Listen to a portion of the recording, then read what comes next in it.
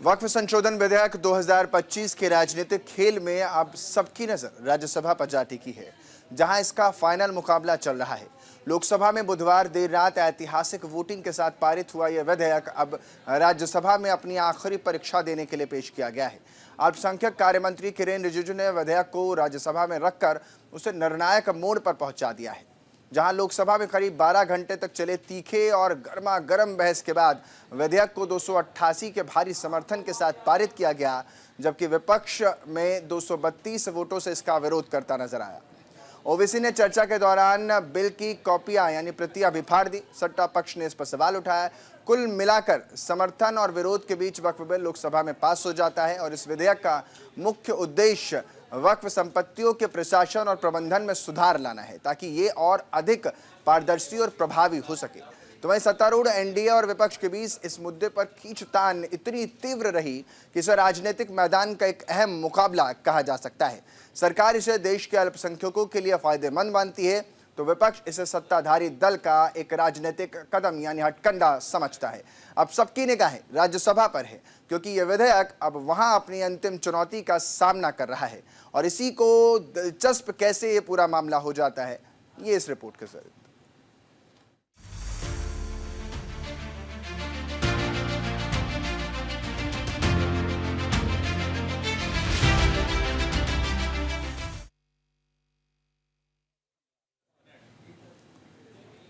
वक्फ संशोधन विधेयक 2025 अब अपने निर्णायक मोड़ पर पहुंच चुका है। जब अल्पसंख्यक कार्य मंत्री किरेन रिजिजू ने इसे राज्यसभा में पेश किया, इस ऐतिहासिक कदम के साथ उन्होंने विधेयक की प्रासंगिकता और महत्व को स्पष्ट करते हुए कहा कि इसे व्यापक और गहन चर्चा के बाद तैयार किया गया। इसके अलावा जेपीसी के पास भेजे जाने के बाद विधेयक ने एक नया आकार लिया है। जैसा कि रिजिजू ने बताया, तो वक्फ को लेकर जितना काम जेपीसी ने किया, उतना काम किसी और कमेटी ने किया ही नहीं। रिजिजू ने विधेयक का समर्थन करते हुए यह भी स्पष्ट किया कि इस संशोधन के तहत मुसलमानों के धार्मिक क्रियाकलापों में किसी भी प्रकार का हस्तक्षेप किसी भी गैर मुस्लिम द्वारा नहीं किया जाएगा। उन्होंने आश्वस्त किया है कि इस विधेयक का उद्देश्य केवल वक्फ संपत्तियों के प्रबंधन में सुधार करना है, न कि अल्पसंख्यकों के धार्मिक अधिकारों पर कोई आंच आना। जो कहा, एक तो जो ये बिल लेकर के अमेंडमेंट बिल लेकर के इस सदन में आया है, इसलिए ये तीनों कमेटी, ये कांग्रेस सरकार में जो दूसरे और तीसरे कमेटी तो यूपीए सरकार थे, लेकिन शुरू वाला तो प्योर कांग्रेस गवर्नमेंट था। तो मैं मुख्य रूप से कांग्रेस पार्टी को और उसके जो सहयोगी दल है, मैं अपील करना चाहता हूं कि आज जो बड़ा कदम माननीय प्रधानमंत्री जी के नेतृत्व में हमने ये 2025 का वक्फ संशोधन बिल लेके आया है, तो आपका ही सोच विचार को आप जो पूरा नहीं कर पाया, उसको पूरा करने का हिम्मत नरेंद्र मोदी जी सरकार ने लेके आया है, तो आप जरूर समर्थन करना चाहिए। सचर कमेटी बनी। सचर कमेटी का रिपोर्ट 2006 में पेश किया गया। उसका मुख्य अंश सचर कमेटी ने जो कहा, एक तो जो वक्फ बोर्ड है उसको स्ट्रेंथन किया जाना चाहिए, और ये पुराना सिस्टम में चल रहा है, डिजिटल होना चाहिए। साथ साथ में सचर कमेटी ने कहा कि उस समय 4.9 लाख वक्फ प्रॉपर्टी है इस देश में, आज तो बढ़ गया, उस समय 2006 में, और 4.9 लाख वक्फ प्रॉपर्टी जो रजिस्टर्ड वक्फ प्रॉपर्टी है, उनका टोटल इनकम सिर्फ 163 करोड़ पर एनम था, 160 करोड़। और उसी समय सचर कमेटी में यह भी कहा, टिप्पणी भी किया और सुझाव भी दिया, अगर वो 4.9 लाख प्रॉपर्टी को अगर एफिशिएंटली मैनेज करते हैं उस समय का मार्केट रेट से, तो भी 12,000 करोड़ हर साल इनकम जनरेशन होता। तो 12,000 करोड़ होना चाहिए था, लेकिन 163 करोड़ जनरेशन हुआ है। फिर उसके बाद में हम लोगों ने आकलन किया, आज का दिन में 8.72 लाख जो प्रॉपर्टी है इतना बढ़ गया, उसका तो हम हिसाब भी नहीं लगा सकता है, और मुझे हिसाब भी लगा के आंकड़े पेश नहीं करना चाहिए, क्योंकि मार्केट का अपना अपना एक फॉर्मूला होता है। लेकिन एक कॉमन सेंस है कि अगर सचार कमेटी 4.9 लाख प्रॉपर्टी को अनुमान लगाया 12,000 करोड़ इनकम होना चाहिए, तो आज उसको आप आज के समय मार्केट रेट में हिसाब लगा करके आप अनुमान लगा सकते हैं। वक्फ संशोधन विधेयक 2025 पर राज्यसभा में गर्मा गर्म बहस जारी है, जिसमें विपक्ष ने इस पर तीखा हमला किया है। कांग्रेस सांसद सैयद नासिर हुसैन ने विधेयक की आलोचना करते हुए कहा कि यह पूरी प्रक्रिया ध्रुवीकरण और विभाजन की ओर एक खतरनाक कदम है। चर्चा की शुरुआत करते हुए हुसैन ने कहा कि बीजेपी को लोकसभा चुनाव में स्पष्ट बहुमत नहीं मिला और अब वे समाज में ध्रुवीकरण पैदा करने की कोशिश कर रहे हैं। देश में जो लोग धर्मनिरपेक्षता के खिलाफ काम करते हैं, हम सभी जानते हैं कि वे कौन हैं। हुसैन ने इस विधेयक को मुसलमानों के खिलाफ बताते हुए कहा कि यह बिल मुसलमानों के खिलाफ है और इसका उद्देश्य केवल धर्म के आधार पर भेदभाव करना है। यह विधेयक गलत जानकारी फैलाने के अभियान पर आधारित है। कांग्रेस सांसद ने यह भी कहा कि पूरे देश के लिए एक समान कानून होना चाहिए, चाहे वे हिंदू हों, मुस्लिम हों, सिख हों या ईसाई हों। यह कानून भेदभाव पैदा करता है और मैं दावे के साथ कहता हूं कि यह विधेयक केवल एक खास समुदाय को निशाना बनाने के लिए लाया गया है। प्लीज आप सर उनको बोलने दीजिए प्लीज। सर ये जितने अमेंडमेंट्स अब लाए हैं हमारे कॉन्स्टिट्यूशनल प्रोविजंस के खिलाफ हैं। ये 14, 25, 26, 30 को वायलेट करते हैं। ये इक्वलिटी बिफोर लॉ को वायलेट करते हैं। ये parity in laws for all sections of the people को वायलेट करते हैं। वन नेशन वन लॉ हम नहीं कहते, वन नेशन वन लॉ का नारा बार बार ये लोग देते हैं, उसको ये वायलेट करते हैं। ये यूसीसी बार बार बोलते हैं, उसको ये वायलेट करते हैं। अगर इतना ही है, मैं आज भी यहाँ कह रहा हूँ, कांग्रेस पार्टी की तरफ से मैं कह रहा हूँ, एक मुसलमान एमपी उस कम्युनिटी के होने के नाते से मैं कह रहा हूँ, इस देश में जितने समुदाय हैं, जितने धर्म हैं, उन तमाम religious centres, religious activity centres, धर्मस्थल जितने हैं, उसके गवर्नेंस और एडमिनिस्ट्रेशन में एक तरफ ये एक तरीके का लॉ होना चाहिए। सबको एक तरीके का लॉ रहने, हिंदूज को, मुसलमान को, सिख्स को, क्रिश्चियन को, पारसीज को, जोरस्ट्रियंस को, सबको एक तरीके का लॉ बनाइए। आप क्यों घबरा रहे हैं उससे? बनाइए लॉ उसके लिए। पर्सनल लॉ छोड़ के बाकी के सब गवर्नेंस एंड एडमिनिस्ट्रेशन में एक तरीका लॉ होना चाहिए। मैं आगे बताऊंगा और पार्लियामेंट के पटल पे मैं देखूंगा किस तरह से अलग अलग समुदाय में ये भेदभाव कर रहे हैं, किस तरह से ये टारगेटेड लेजिस्लेशन है, किस तरह से ये अनफेयर लेजिस्लेशन है, किस तरह से ये मुसलमानों के खिलाफ का लेजिस्लेशन है। आप बार बार कह रहे थे मुसलमानों के खिलाफ नहीं है। मैं दावे के साथ मैं कहना चाहता हूं, मैं आपके सामने प्रूफ दूंगा, यहाँ पे रखूंगा, ये बिल्कुल टारगेटेड लेजिस्लेशन है। आप इस देश में आप ये मैसेज देना चाहते हैं कि यहाँ पे एक कम्युनिटी को बिल्कुल सेकेंड क्लास ग्रेड का सिटीजन हम बना के रखेंगे।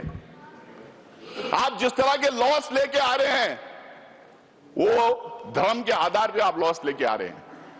ये पहला नहीं है। कल कोई सीएए एनआरसी की बात कर रहा था, ये अमित शाह जी बैठे हैं, जब उस हाउस में हम लोगों ने सवाल किया था तो इन्होंने बोला था क्रोनोलॉजी से समझिए, ये सिर्फ सीएए नहीं है, इसके साथ एनआरसी और एनपीआर जुड़ेगा। जब इनसे सवाल पूछा गया था तो बोले नहीं, इससे लिंक्ड है। आप कह रहे हैं कि हम धर्म के आधार पे हम किसी की सिटीजनशिप छीन नहीं रहे, लेकिन धर्म के आधार पे आप सिटीजनशिप रोक रहे हैं। ये पहली बार हिंदुस्तान की कॉन्स्टिट्यूशन में ऐसा हुआ है। वक्फ संशोधन विधेयक 2025 पर राज्यसभा में बीजेपी सांसद राधा मोहन दास अग्रवाल ने अपने तीखे बयान के साथ बहस की और भी गर्म कर दिया। माहौल गर्माता चला जाता है। उन्होंने कहा, जब सैयद नासिर हुसैन ने बेंगलुरु में राज्यसभा की शपथ ली तो मैं कर्नाटक में था। उनके समर्थकों ने पाकिस्तान जिंदाबाद के नारे लगाए और विरोध करने वाले भाजपा कार्यकर्ताओं को जेल में डाल दिया। यह बयान न केवल विपक्षी दलों के लिए चुनौती पेश करता है, बल्कि पूरे सदन में गहरी चर्चा का कारण भी बन जाता है। आगे उन्होंने कहा कि ये एक क्रांतिकारी विधेयक है जो गरीब मुसलमानों की मदद करेगा।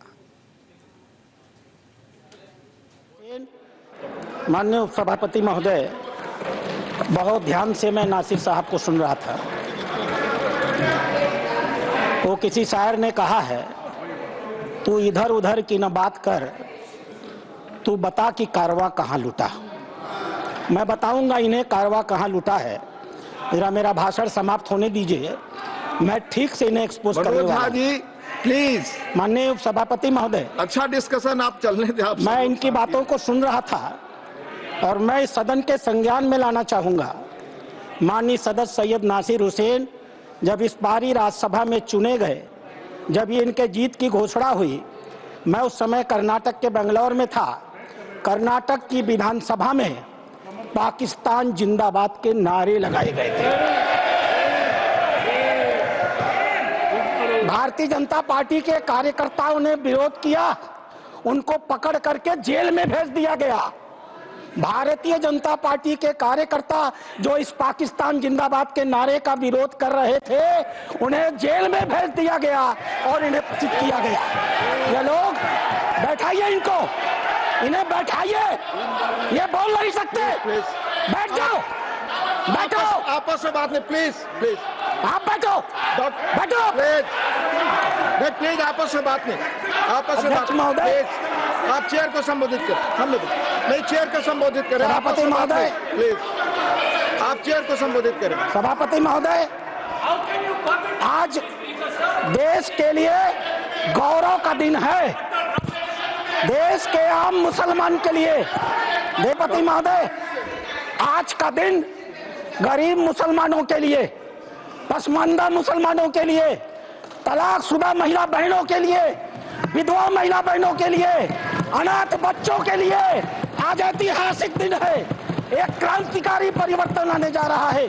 पूरी की पूरी इस गरीब समाज, मुस्लिम समाज की आर्थिक और सामाजिक व्यवस्था में यह वक्फ अधिनियम क्रांतिकारी परिवर्तन लाने जा रहा है। मैं आभारी हूं माननीय मोदी जी का, जिन्होंने इस महान विधेयक को इस सदन में लाने का काम किया। माननीय उपसभापति महोदय, बहुत ध्यान से मैं नासिर साहब को सुन रहा था। वक्फ संशोधन बिल को लेकर राज्यसभा में चर्चा लगातार जारी है और इस दौरान राज्यसभा सांसद संजय राउत ने सरकार को कड़े शब्दों में घेरा। अपने संबोधन में उन्होंने मोहम्मद अली जिन्ना का जिक्र करते हुए तंज कसा कि अब सरकार के अंदर जिन्ना की आत्मा आ गई है। राउत ने यह आरोप भी लगाया कि सरकार देश को हिंदू राष्ट्र बनाने के बजाय हिंदू पाकिस्तान बनाने की कोशिश कर रही है। संजय राउत ने इस राजनीतिक आरोप के साथ सरकार की नीतियों पर कड़ी आपत्ति जताई और इस विधेयक को लेकर अपनी चिंता भी जाहिर की। उनका यह बयान न केवल वक्फ संशोधन बिल के खिलाफ एक सख्त रुख को दर्शाता है, बल्कि ये भी संकेत देता है कि इस मसले पर राजनीतिक विवाद तेज हो सकता है। संजय राउत का यह तीखा बयान राज्यसभा में विपक्षी दलों के लिए एक नया मुद्दा बना, जो इस विधेयक के राजनीतिक प्रभाव को लेकर और अधिक सवाल उठाएंगे। कल से दोनों सदनों में गरीब मुसलमानों की बहुत चिंता हो रही है। अचानक इतनी चिंता हो रही है कि मुझे डर लगने लगा है, और मुसलमान भी डरे, हिंदू भी डरे हैं कि इतनी चिंता गरीब मुसलमानों की क्यों हो रही है। रिजू जी, मैंने आपका भाषण सुना, फिर गृह मंत्री जी का भाषण सुना। मुसलमानों की इतनी चिंता बैरिस्टर जिन्ना भी नहीं करते थे। बैरिस्टर मोहम्मद अली जिन्ना ने भी कभी इतनी चिंता मुसलमानों की नहीं की थी, वो आप कल से कर रहे हो। मुझे तो लगा कि बैरिस्टर जिन्ना का कब्र से आत्मा उठकर अपने शरीर में घुस गया। ऐसा मत करो। हमें पहले लगता था कि हम सब मिलकर एक हिंदू राष्ट्र बना रहे हैं, लेकिन आपका भाषण, ये आपके सब देखकर मुझे लगा आप हिंदू पाकिस्तान बनाने जा रहे हो। गरीब मुसलमानों की बात आप लोग कर रहे हो, करोड़ों गरीब मुसलमानों के हित की बात आप कर रहे हो। आपको मुसलमानों की चिंता कब से होने लगी? या आप ही लोग हैं मुसलमानों को चोर बोलते हो? आप ही लोग हैं मुसलमान आपकी जमीन छीन लेंगे, आपके गले का मंगलसूत्र खींच लेंगे, आपके गाय बैल उठाकर लेके जाएंगे। मुसलमानों के महाराष्ट्र में मुसलमानों के मटन के दुकान से आप मीट मत खरीद लीजिए। मुसलमान देशद्रोही है, टेररिस्ट है, बटेंगे तो कटेंगे। अभी आप लोग मुसलमानों की संपत्ति की चिंता कर रहे हो। आप लोग मुसलमानों की संपत्ति के रखवाले बने हो। लेकिन मैं आपको बताता हूँ भाई साहब, आप मुझे कुछ मत सिखाइए। मैं बहुत पढ़ लिख कर आया हूँ यहाँ।